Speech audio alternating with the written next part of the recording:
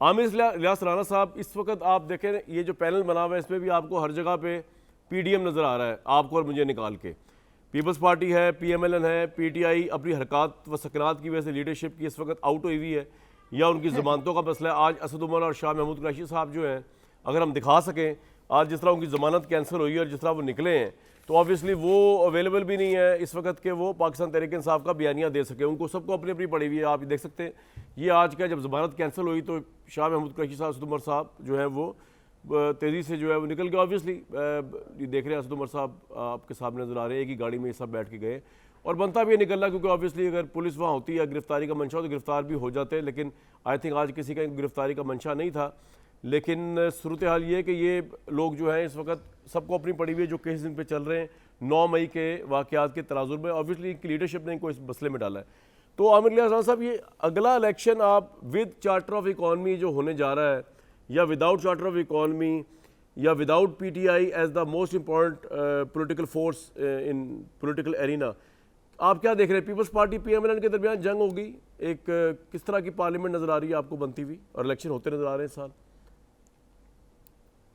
कामरान साहब, 2-3 चीज़ें हैं। आपने एक बड़ी निशानदेही की पीपल्स पार्टी की।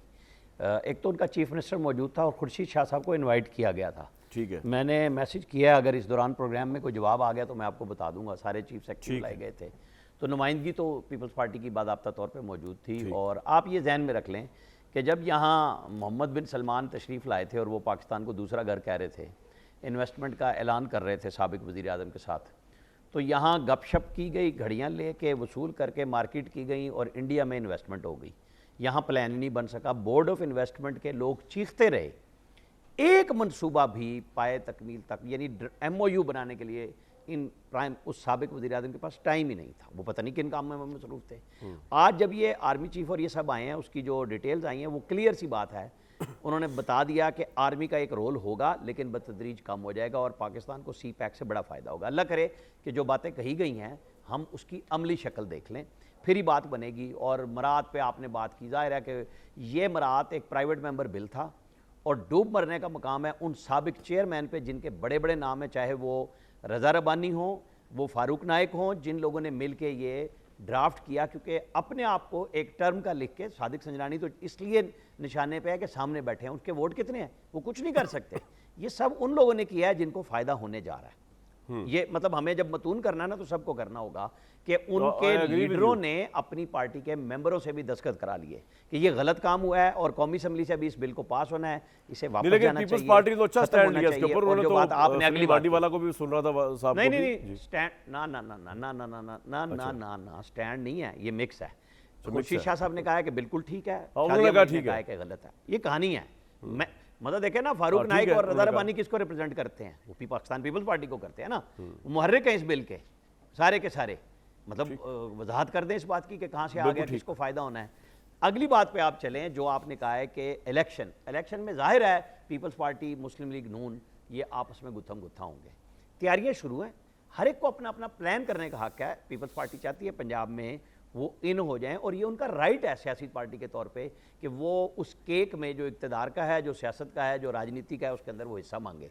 उसके अंदर PTI कट टू साइज हो गई 9 मई के बाद अपनी हरकतों से और फंसती जा रही है। और आज भी शायद कुछ अभी थोड़ी देर पहले कुछ आ जाएंगी तलाक, कोई बड़े लोग छुपे हुए हैं कहीं शायद इस्लामाबाद में, उनकी गिरफ्तारियों के लिए छापे के लिए इंतजाम हो गए हैं। कि जो कहीं आप ढूंढ रहे थे बच्चा बगल में ढंडोरा शहर में, वो कुछ हो रहा है इसी तरह का काम। जिस तरीके से मुराद सही साहब की बात तो नहीं कर रहे आप? ये असल में उनके लीडरशिप की कमजोरी है कि लीडर करता है फ्रंट से लीड। मैंने इस शहर में मोहतरमा बेनज़ीर भुट्टो को नवाज शरीफ के दौरे हुकूमत में नसीरुल्लाह बाबर के साथ, फारूक लगारी मरूम के साथ, नसीरुल्लाह बाबर भी फौत हो गए, लॉन्ग मार्च करते देखा है, लाठियाँ खाते देखा है, नवाज शरीफ को लाहौर से चलते हुए देखा है। और उस वक्त पीपल्स पार्टी गवर्नर राज की सूरत में पंजाब में थी और वो लॉन्ग मार्च लेके आए और चीफ जस्टिस को बहाल कराए। ये होती है सियासी कुव्वत। मैंने दोनों तरफ की बात की। तीसरी वो है जो उस वक्त भी छुप गई थी और फिर जब 2016 में धरना दिया तो वो बन्नी गाला से बाहर नहीं निकले और इस दफ़ा वो ज़मान पार्क में छुप गए। जब आप लीडर फ्रंट से लीड नहीं करता तो लीडरशिप का यह हाल होता है। कभी कोई गाड़ियों से भागता है, कोई, हालांकि आज की ज़मानत आप अंदाज़ा कर लें कि इनको क्या घबराहट थी, इन दोनों को किसी ने नहीं पकड़ना था। पकड़ना होता तो ये निकल सकते थे, कोई सबको पता है कि तयशुदा काम था। शाह महमूद कुरैशी साहब को किसने, मुझे बताएं अगर इनको पकड़ना चाहते ये निकल जाते। पकड़ सकते थे। नहीं, बस ठीक है, लेकिन वो जो अंदर का खौफ है वो नहीं जा रहा। जो शाह महमूद साहब पहले नहीं कह रहे थे, हमें तो सीसीपीओ के ऑफिस का बताया गया था, मतलब कि जेल भरो तहरीक जो है ना सिर्फ सीसीपीओ ऑफिस तक जानी थी, वो जेल में ले गई। अब इन सबको समझ नहीं आ रही। एक बात लीडर बताएं डर मुझे, गए, एक सवाल है लीडरशिप डर आपकी गई। डिस्कशन से निकला आपके मुझे लिए, इलेक्शन में भी यही कुछ नजर आ रहा सर है एक इनका। सवाल है आपकी डिस्कशन से निकला आप ही के लिए, वो ये है कि ये फिर ये तो बहुत ओवरवेलम पार्टी थी, जज्बाती और नजरियाती, और तहरीक इंसाफ की बात मैं कर रहा हूँ। तो जिस तरह ज़मान पार्क में कई महीनों तक उन्होंने इमरान खान को गिरफ्तार नहीं होने दिया, पेट्रोल बम तक चल गए, वहाँ पे लोग एंटर नहीं हो सकते थे, वारंट गिरफ्तारी जो थे वो इररेलेवेंट हो गए। ऐसा क्या हुआ है कि उनकी पार्टी जो है वो बिल्कुल ही जो है वो नज़र ही नहीं आ रही? मतलब कि नून लीग में बड़ी सख्ती आई, इनका कोई पार्टी का कारकुन, कोई पार्टी का मेंबर नहीं टूटा। ये जावेद लतीफ़ साहब का गद्दारी केस हुआ। पीपल्स पार्टी की तो तारीख भरी पड़ी है, नुसरत भुट्टो साहिबा को कज़ाफ़ी स्टेडियम से लेकर आगे तक लाठियाँ, और जिस तरह बेनज़ीर भुट्टो साहिबा, और फिर इन सब पे जिस तरह जनरल ज़िया के दौर में इनके कारकुन गिरफ्तार थे लाहौर किले के अंदर।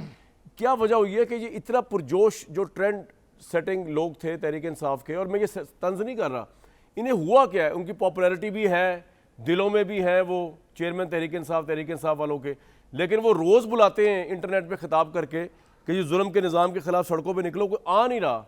क्या वजह है आपके ख्याल में? असल बात यह है कि वो खुद बाहर नहीं आ रहे।